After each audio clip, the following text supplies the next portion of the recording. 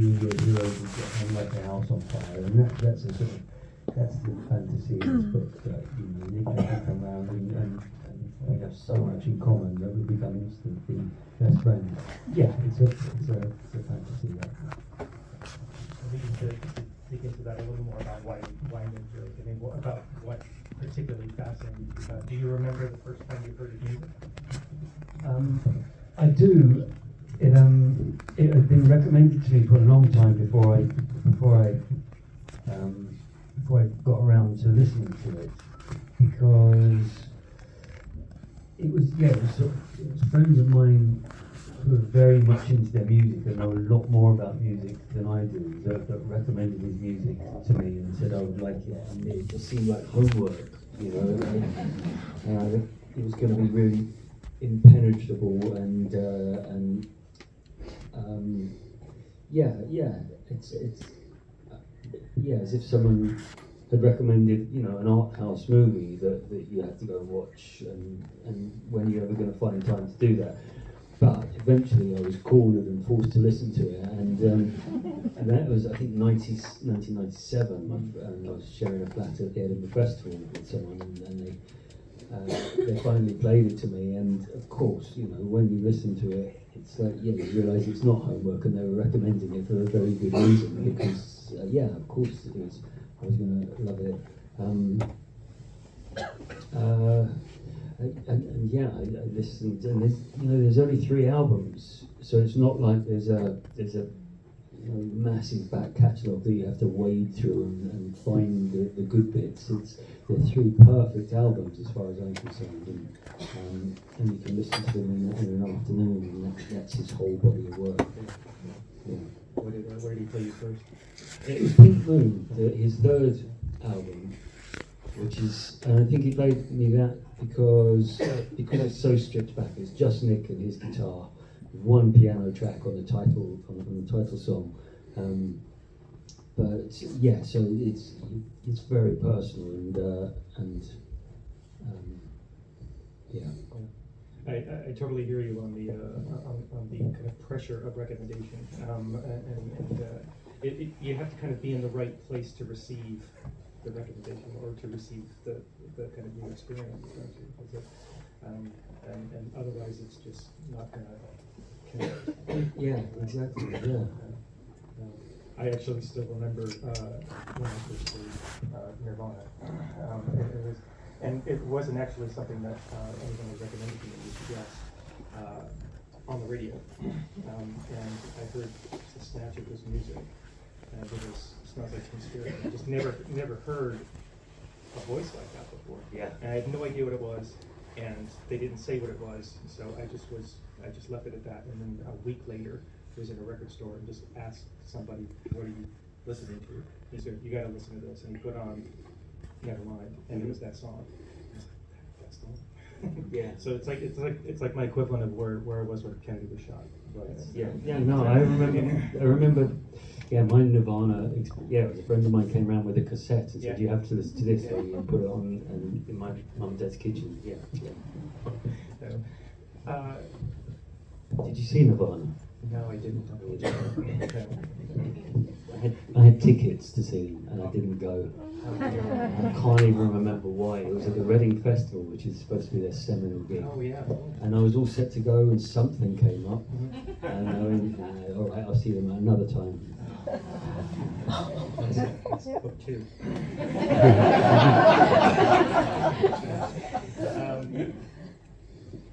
It's a bit of a strange question. When you first listened to that music, where did it take you? What did you start feeling? I mean, when I listened to it, it came coupled with the story of Nick Drake, and I found that as alluring and I was going to say tragic. At the time, it seemed tragic. I mean, I'm assuming that everyone here knows Nick Drake and his music and his story. But for anyone who doesn't, he died 50 years ago this month at the age of 26.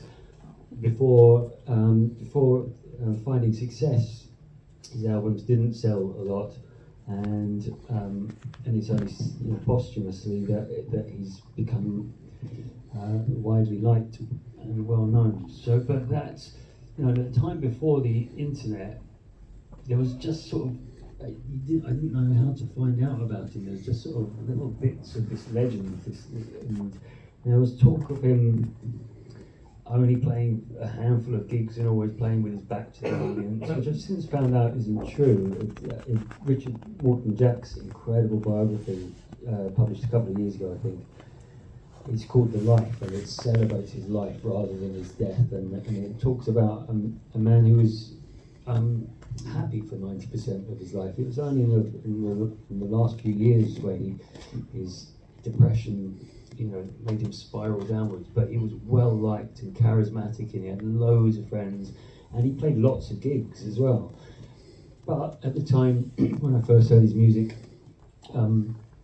it was this romantic, the tortured poet, which no, I don't really see him so much as this tortured poet, but that was a romantic thing that attracted me as well. Yeah. And what was your favorite of the albums? When you went through the small body of work that he had. I mean, yeah, I started off with Pink Moon, and I loved the rawness, the stripped back quality of it. And I think that's probably still my favourite, although his first album, Five Leaves Left, also, I mean, there's so little of his work there. 3 albums. I love it all. There's no tracks that I skip over. You mentioned in the book that his music helped you through a troubled year, and I think many of us kind of rely on music to help us through troubled times. And that idea of a band or a song that kind of saved your life, it really resonates with so many of us. And at the same time, I love that you said that you share your poems with him and he doesn't laugh or sneer. So the whole exchange, an exchange without any cynicism. And that, to me, that lack of cynicism feels like something that's very important to you. It is, yes, yeah. It's something that I decided on when I started writing detectorists 10 years ago. Goodness sake.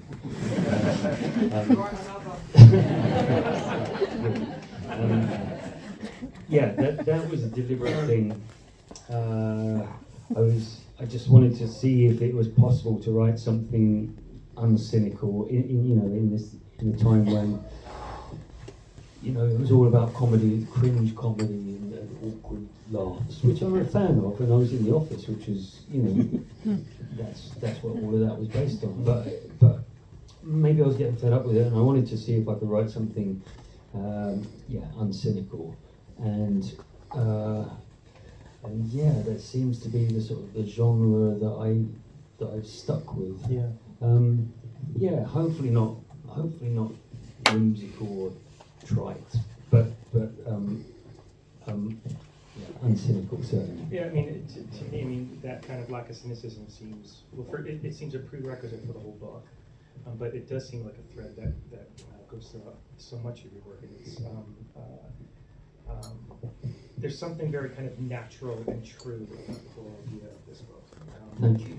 There's, you know, it's natural because I think we can all naturally relate to the idea of wanting to meet one of our heroes.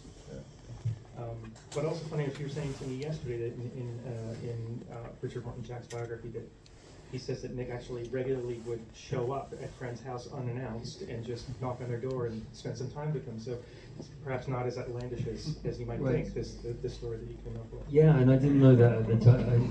I read Richard's book after I'd done this, but it was lovely to find out that that's what he would do, quite often.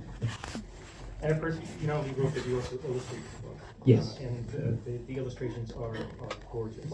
Thank you. Your love of visual art goes way back from when you were young, you know? Yeah, I mean, I've always drawn, when I was at school, at primary school, I was the best drawer in the class.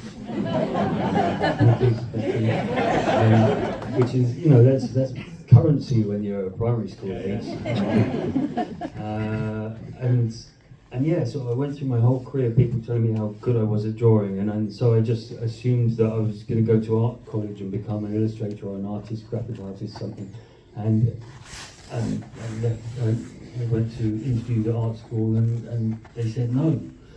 3 times I went to three interviews at art school for foundation courses, which surely anyone can get on an art foundation, and I just couldn't get on.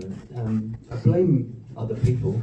I blame my. I went to it's quite a sort of academic grammar school, and they didn't have a good art department, and nobody, told me what I needed to do to get into art school. In hindsight, I'm happy with the way my career has gone, but at the time I was devastated. I couldn't believe that I'd spent all my childhood career being told how good I was at drawing, and then the people that mattered said, no, actually, you're not that good. Well, you showed them. But yeah, I mean, it's lovely now that the career I chose has opened other doors, and that now I can illustrate a book and have it published. So yeah, that's wonderful. And how did you approach the art for this particular book? I meant to bring the If Jesus Came to My House book along with me, but it's very much a tribute to Joan Gale Thomas, who wrote and illustrated that book. And they're very simple 1940s inspired illustrations. I wanted to do them as block cuts, block prints or lino prints, but it would have taken me 2 years to do that. So they're drawn in the style of print. But yeah. Yeah, I mean, having seen the original, I mean, it's the kind of connection to that original style is so lovely and strong. But I also was noticing, I was looking through it, and there's actually lovely references to iconic images of Nick as well in what you've done. Yes. So.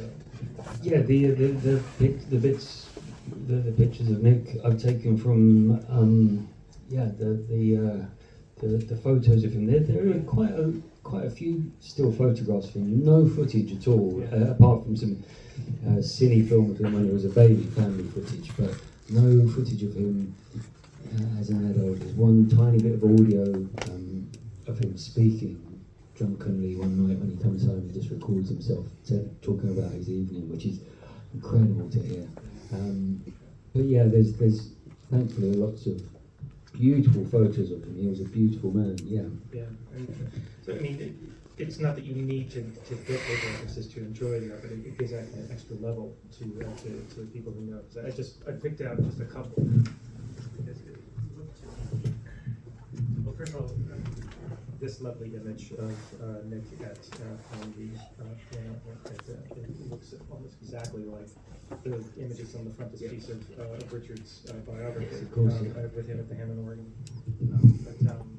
But also my favorite is this one. You can all see, which looks remarkably like him on the cover of Brighter Later. Yes, with his shoes off. Yeah. And in fact, my son is an expert on Nick Drake and can play his songs and tune his guitar to the right tunings. And he was very insistent that I had Nick's hand in the right place. There was a particular picking thing that he did, and so his hand is very accurately placed. Excellent. We'll have a separate session after just to talk about alternate tunings. You sing in the intro that you were bewitched with the idea of spending an afternoon with a ghost. And there's something to this visit that you described, to me, not just a visit, but almost a visitation. And so I thought maybe we could just talk a bit about ghosts, and maybe starting with what kind of ghost is Nick to you in this?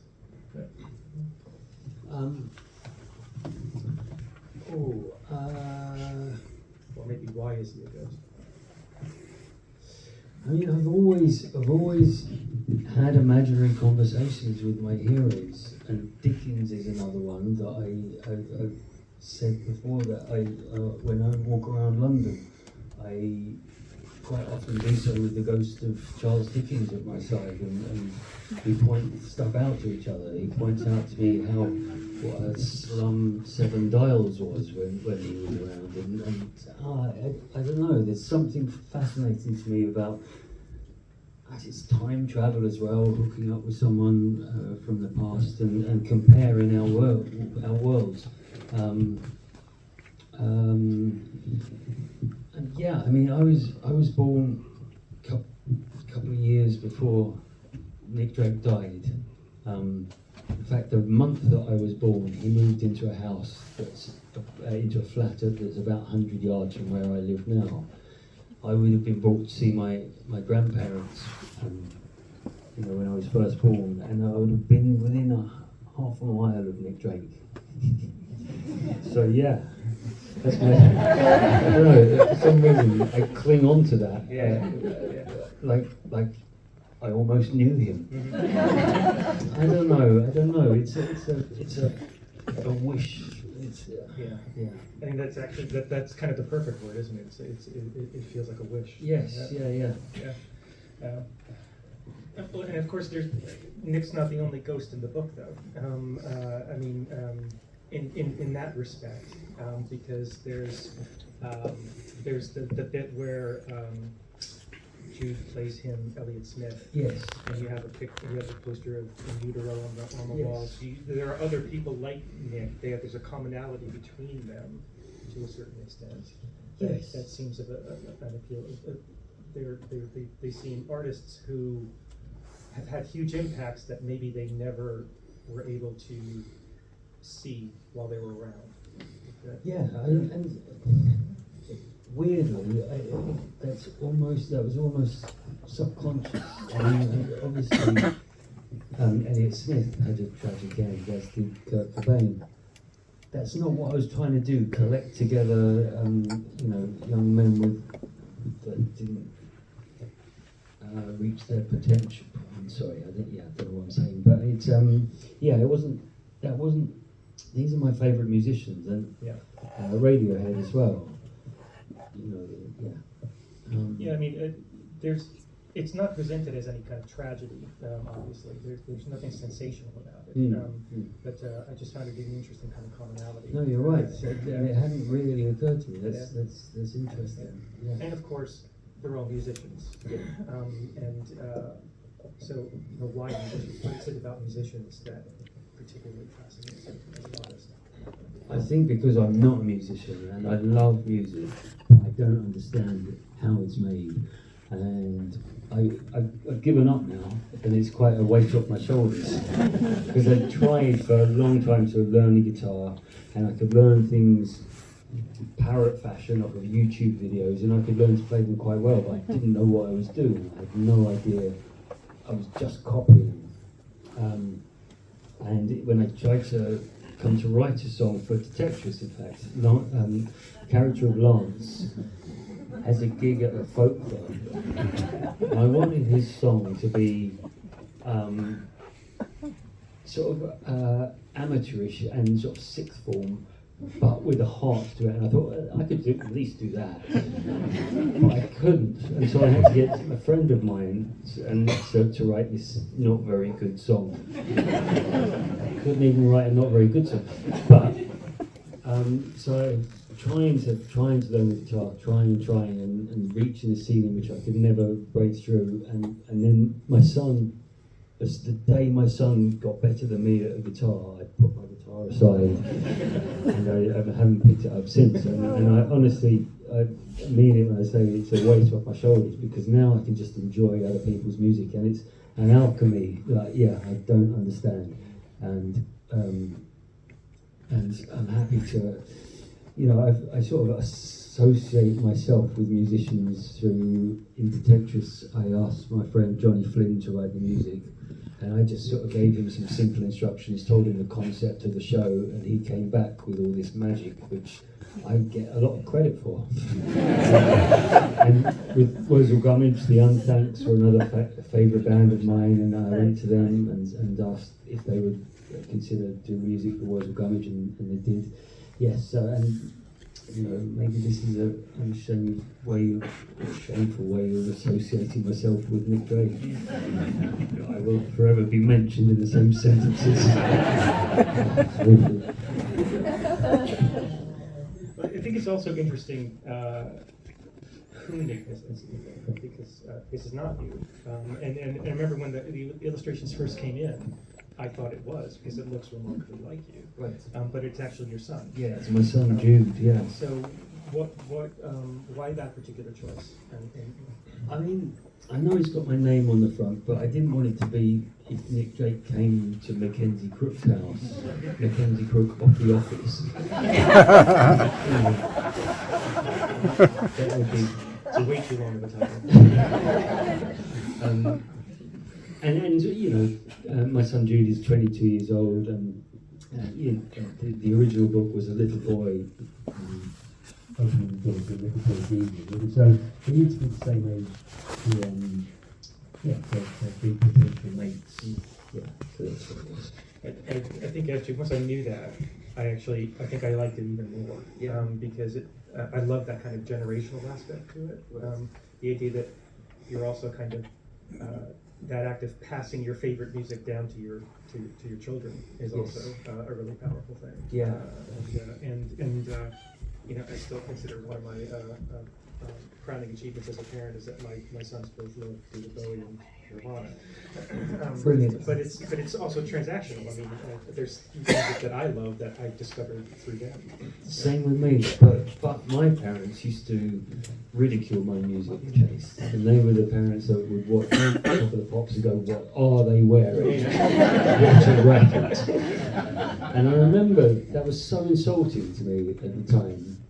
My parents are still around and I adore them, but it was so insulting to me at the time that I've always remembered it and always thought, I'm never going to ridicule my kids' music taste. I'm going to try and understand it, and as such, they listen to lots of stuff that I love, and they introduce new music to me. Yes, as you say, so it's great. Yeah.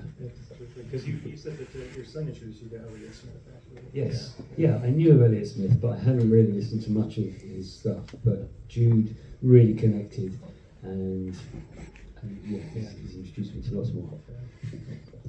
Well, to kind of keep to the topic of commonalities in your work, in your talk with Guy Garvey last night, he brought up certain threads that kind of go through a lot of it. And one was your fascination with the English countryside and folklore, and obviously the British kind of folk tradition that Nick and their folk tradition were like fit really perfectly in there. But you didn't grow up in the countryside, so No. where did the fascination come from for you? I grew up in deepest suburbia in Dartford in Kent, but it was only a short hop to the countryside. I also used to go to Africa every year. My mum's sister married a Rhodesian guy, Rhodesia became Zimbabwe, obviously. My dad worked for British Airways, so although we weren't wealthy, we used to have these incredible holidays every year when my friends were riding their bikes round and round cul-de-sacs for the summer. I was off in deepest, darkest Africa and having adventures on a tobacco farm with my cousin. That's where I learned a lot of nature, the British countryside. I've always been fascinated. I've always loved wildlife in the natural world.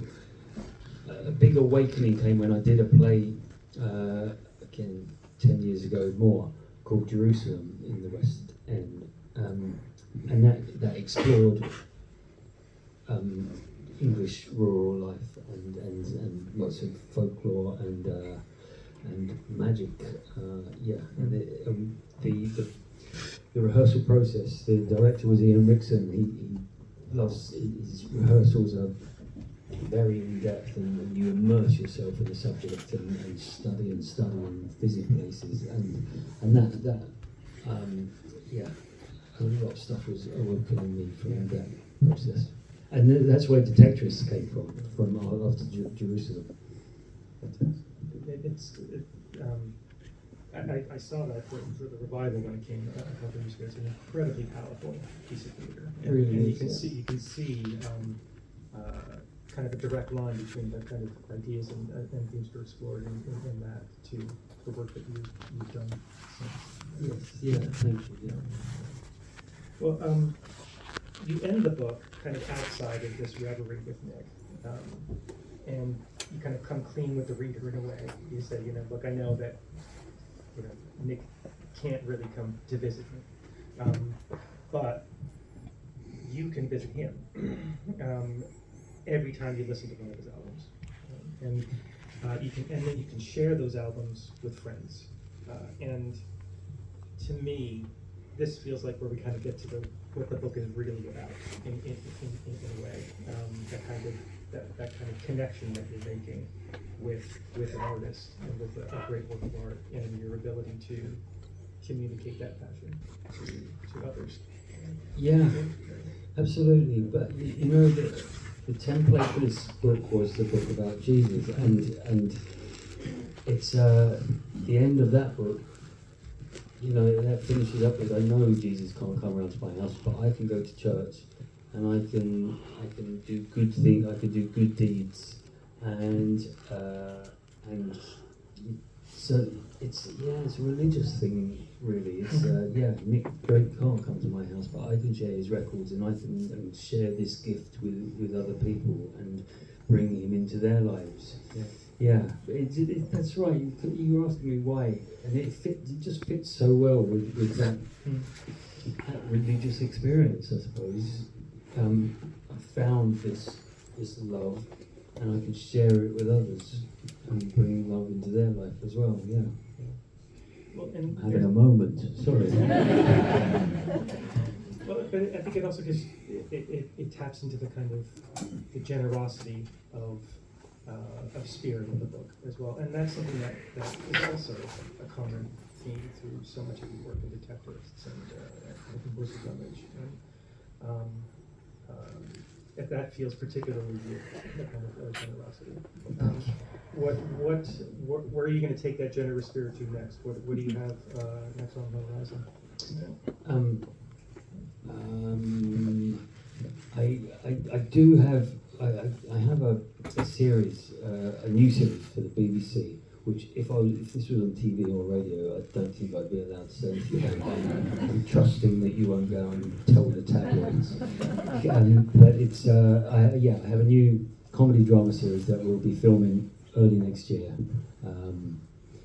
and it's got darker areas to it. It's about a lonely man who lives a lonely life, but he has something magical in his shade.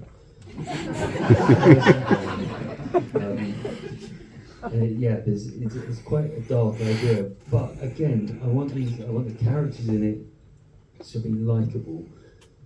I want you to love them, and I want it to be a hopeful thing. There's hope, and there's hope in it, and you'll come away feeling better and not worse. We all need a bit of that right now.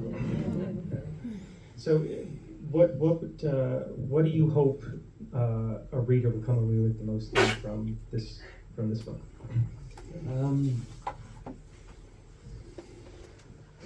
I'm assuming that everyone knows it's not going to take you long to read. I was asked to do. I had to write an article for the Times, and they wanted 1,000 words. It's 4 times longer than the book. Sorry for that.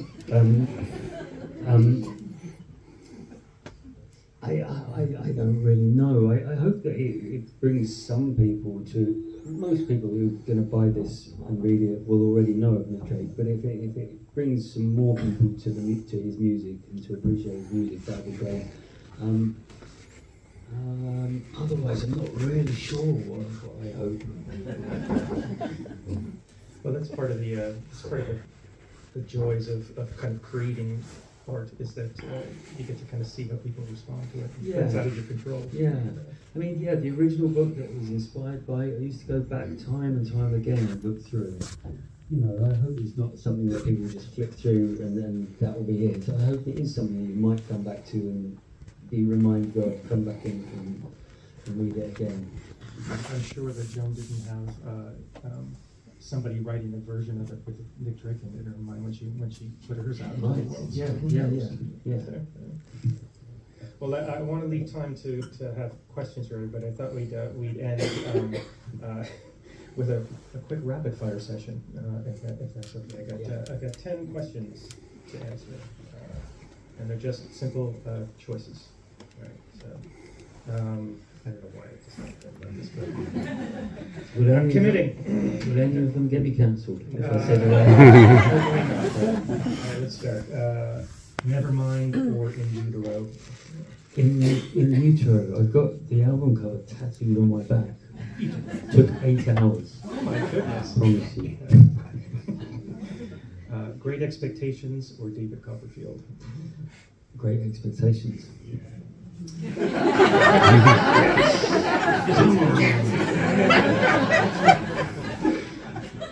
Dogs or cats? Neither.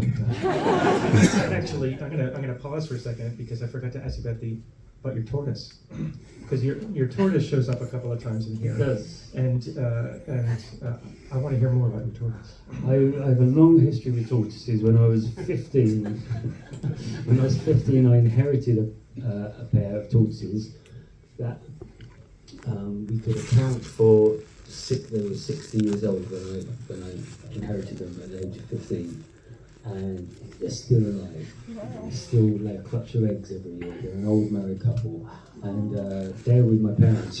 But I have one of their offspring, George, who's 22, a young whippersnapper, and who follows me around. And yeah, he features in the book. And today was a red letter day because he went into his fridge today. He has back in the day they used to get put in a box in the garage, but these days tortoises get put in their own special fridges. All right, back to rapid fire. Summer or autumn? Summer, absolutely all the way. Comedy or drama? Comedy drama. Okay. Clotted cream first or jam first? Jam first, cream on top. What does that mean? That's a winner. Tea or coffee? That's a difficult one. Big fan of both. Oh, if I had to choose, I'd go with coffee. Ooh, controversial. Nothing if not slightly controversial. Theater or cinema? Theatre, yeah. Doctor Who or Star Wars? Star Wars. And See? finally, Time Has Told Me or Place to Be? Place to Be. There was one. Yeah, that was the one that first made me. I listened to the lyrics of that, and that's what made me fall in love. Fantastic. I feel like we know so much more about you now. Well, should we open it up to questions? Yes, please. Why don't we start here? First of all, on behalf of everyone, thank you for writing this book. Thank you for coming down. Thank you.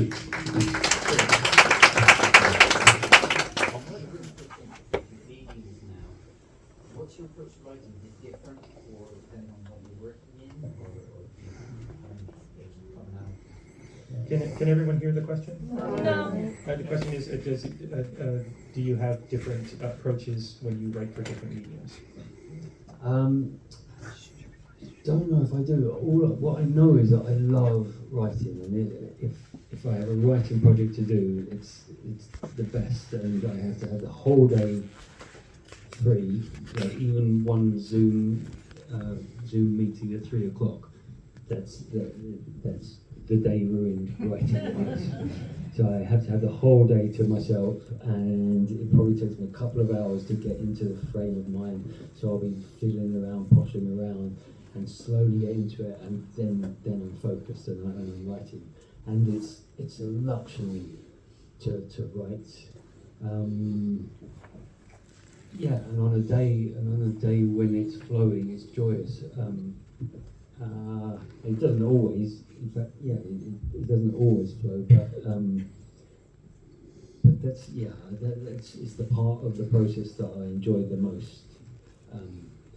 And yeah, I don't know if there's different ways I approach different mediums. No, I don't think so. I have a shed, I have a safe space with lots of other things around, and I write in short bursts. I write in 10, 15-minute bursts, and then I'll have another project on the side, a making or a drawing thing, and then I'll swap between the two, and I'll be up and walking around and speaking words out loud and acting a bit funny.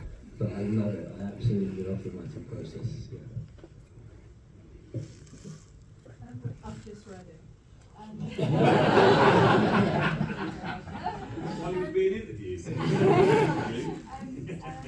was thinking it could be a really nice book to use with perhaps with children, maybe where there's been a death in the family, perhaps a sibling or a parent, and maybe the child's at that age where they kind of just remember the lost person, but perhaps not very well, but there's that aura of specialness about them that remains. And I just wondered whether you've had any thoughts about the different ways, maybe. I hadn't thought of that. It's really beautiful. Thank you. I'm sorry, I probably didn't hear. This lady was saying that it could be used as I don't know, a tool for bereavement if somebody has lost someone, and a way of talking about them. I never thought of it like that, but thank you. Yeah, that's a really beautiful thought. I hadn't thought about any. It's so strange. I'm still sort of trying to get to grips with what even it is, and it's sort of masquerading as a children's book, but it isn't a children's book. It's a nursery rhyme, a sort of a fake nursery rhyme. No, that's lovely. Loss jumped out at me. Actually. Yes. Yeah, I've never really thought about the sense of loss in it, but yeah, it's a longing. It's a longing to connect with someone that you can't and who's gone. But yeah, hopefully not in a maudlin way, but in a joyous way, you know. And no, thank you. That's really food for thought. Thanks. Very simple, quick question. Pub? Go ahead.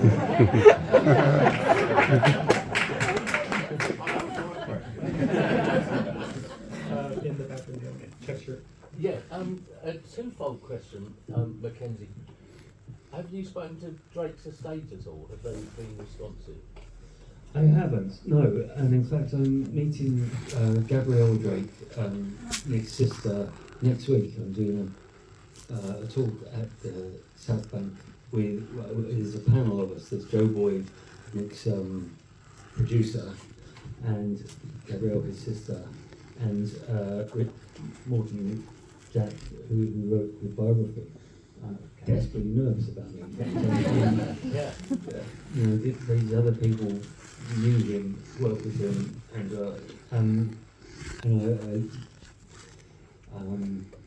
no, I haven't spoken to him. But The second question is, I mean, hopefully because it is such a love letter to him that nobody's gonna reject that. Yeah. Sorry, go on. The second part is, I think the estate, I can't really speak for them, have always maintained there isn't a biopic to be made because the end is too bleak. But you've got a tall, handsome, acting, guitar-playing son. Can you see anything there that you do? It's really funny you should say that, because I was looking at my son the other day and he was playing a Nick Drake song, and I actually thought, God, anyone could play Nick Drake. You could play him. Yeah. I don't know. I'm not sure. I don't know. It feels almost too sacred to make a. People that know and love Nick Drake's music hold it so close to their heart that, to see him portrayed on screen would be an odd thing. Yeah. Excellent. Interesting Thank question. you. Thank you. First, thank you for detectives.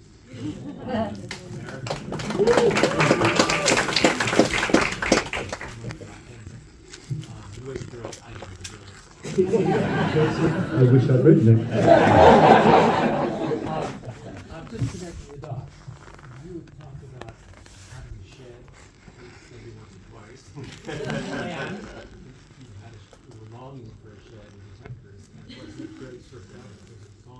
And you sort of share.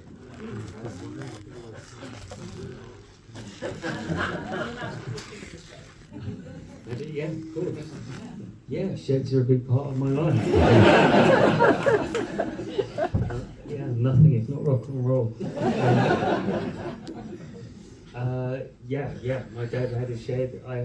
There's something, I called it a safe place, and it's a creative place. Yeah, that's what it is. It's not a nerdy thing, it's a creative place to make things and write things and create. But I have two sheds now. I don't even need to take this. After two shit, yeah. You said it was a long to meet there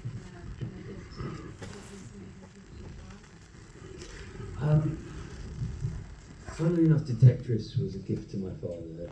That came from my dad, and hobbies, and I have lots of hobbies as well. And I didn't realise when I was writing Detectress that it was a gift from my dad, but it came after. Of course, this is he adored it, and I realised that I'd written it. I think this is more a gift for Jude that I've put into it, and I think it's for him. Yeah.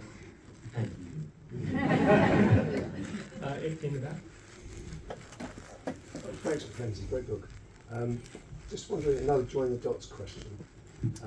Your love of the British folk tradition is quite clear. I just wondered why you'd chosen Simon and Garfunkel in the papers. Because they famously sort of were influenced by it and quoted it to some extent.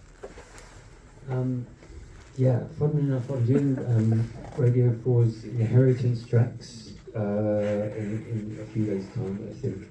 And the one that I inherited, the track that I inherited, is Simon and Garfunkel. I didn't grow up in a musical house. There was never music on. Most people talk about always having music in the house, the radio on. My dad had a decorated tape.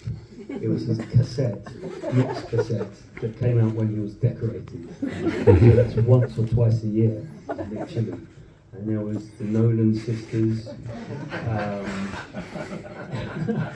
and John Denver, but there was Simon and Garfunkel on it, and those were the tracks, 2 or 3 tracks, Bridge Over Troubled Water, Sound of Silence, Feeling Golden, and those are the ones that stuck out from that.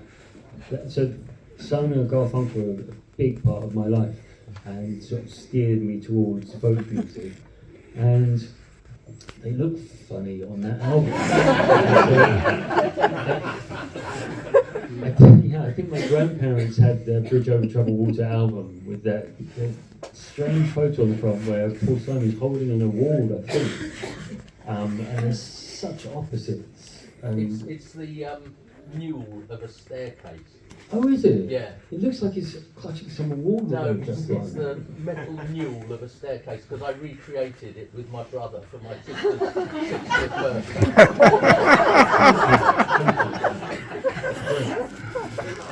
But yeah, I always thought they were brilliant and looked funny. And so the baddies in Detectress, I just thought they'd be amusing if they had this resemblance to Simon and Garfunkel, but didn't realise it.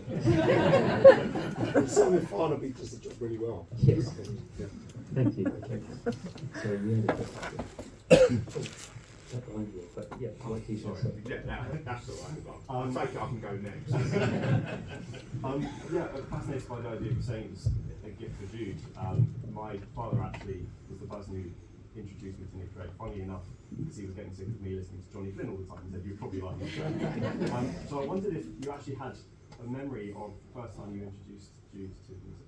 I know exactly when it was because, sorry, for people at the back, the gentleman was asking when I first introduced Nick Drake's music to my son Jude, and it was when he was a newborn, and I had to, one of my tasks was the early morning, 3 o'clock in the morning feed, and I used to feed him and play him music, and it was always Nick Drake music because it's soothing and sort of quite hypnotic.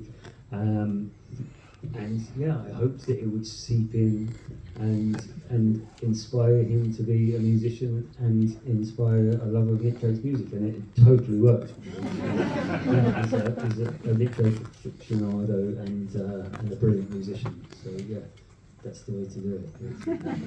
Yeah. It definitely is, mate. Yeah. I've got all nerves now. No, I was just going to say, because I think we were very similar age. I was born in '71, which Yes. I think is Yeah, the yeah. same year that you were born.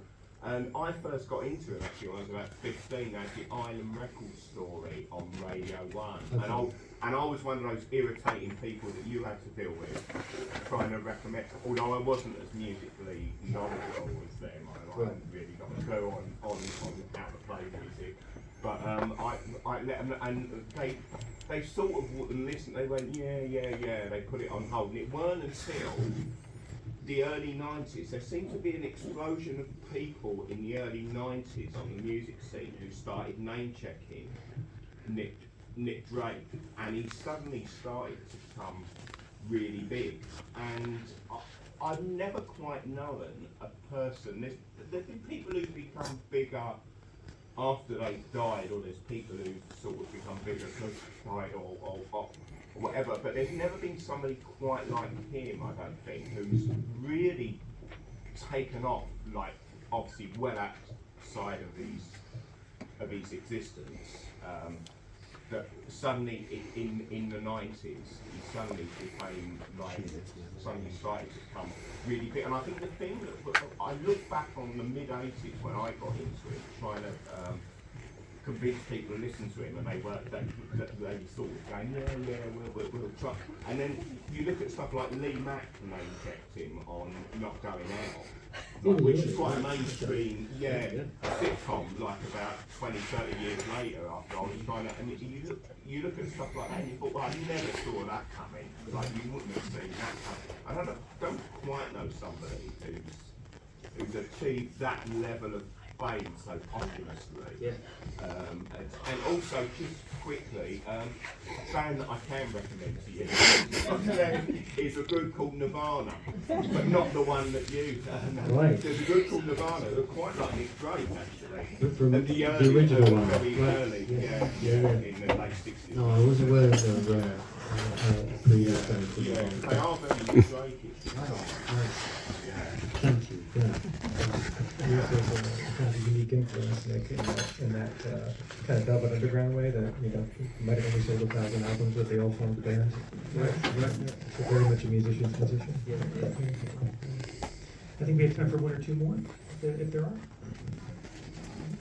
No? No? Okay, well, oh, yeah, yes, sir. Hi, thank you very much. I just wondered if this is a personal thing, so please feel free to say I don't want to answer this. I just wondered if you saw yourself as a tortured poet. Oh no, I've always wanted to. Just if I saw myself as a tortured poet. It's funny. It's funny. The children's books that I used to read, I was always drawn to the ones where the children were really lonely and cruelly treated. And I wasn't lonely or cruelly treated, but I had this sort of longing to be sadder than I am. I had this beautiful, idyllic childhood, but I was always drawn to books where, like James and the Giant Peach, or Danny the Gentry of the Rocks, and then 2 Roald Dahl books where there was these kids were sad and lonely.